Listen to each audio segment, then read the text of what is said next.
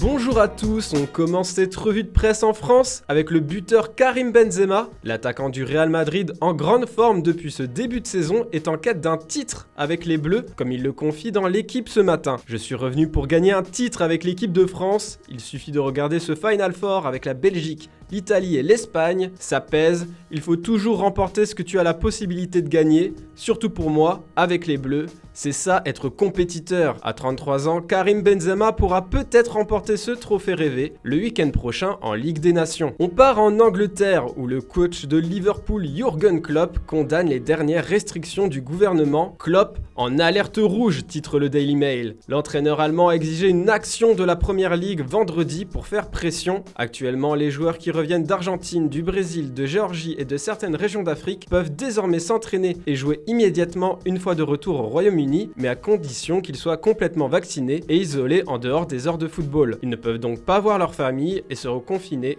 dans des installations de quarantaine sur mesure. Klopp pense au bien-être et le bonheur de ses joueurs. Surtout que ce week-end, les Reds de Liverpool affrontent le rival Manchester City. Le coach des Citizens s'attend à un grand match contre un entraîneur qui l'inspire. Jürgen Klopp et ses équipes m'ont aidé à être un meilleur manager. Il m'a mis à un autre niveau, a déclaré Guardiola à propos du manager de Liverpool. De son côté, l'entraîneur allemand a annoncé à la surprise générale qu'il se contentera bien d'un nul contre Manchester City. Cette équipe est pour moi la meilleure équipe d'Europe en ce moment. Le week-end dernier, ils ont joué contre Chelsea. City était clairement meilleur ce jour-là. Ce qui est sûr, c'est que ce Liverpool-Manchester City va lancer la course au titre, comme le présente le Daily Telegraph ce samedi. À Manchester United, Ole Gunnar Solskjaer lance un avertissement à sa star boudeuse, Donny van de Beek. Ferme ton clapet, titre le Daily Star. L'international néerlandais était furieux mercredi de rester une fois de plus sur le banc des Red Devils. Le joueur de 24 ans a été vu réagir avec colère à la décision et a dû être consolé par ses coéquipiers alors qu'il jetait son chewing-gum au sol et s'effondrait sur son siège. Solskjaer a pourtant assuré en début de saison que Van de Beek faisait partie de ses plans, mais il n'a toujours pas été titulaire cette saison en Première Ligue. Le coach norvégien a semblé peu empathique envers son joueur dans une conférence de presse relayée par le Daily Express. J'ai une équipe d'internationaux et si nous voulons réussir, nous avons besoin d'énergie positive. Pas de boudeur, a-t-il déclaré. Enfin, en Espagne aussi on se lâche en conférence de presse. Invité à s'exprimer face aux médias avant le choc face à l'Atlético, Ronald Koeman a lancé quelques punchlines qui devraient faire bondir sa direction. Règlement de compte, titre le quotidien espagnol AS. Koeman, avec un goût d'adieu, assure de son côté sport sur sa une. L'entraîneur blaugrana a déclaré être fatigué de se défendre. L'équipe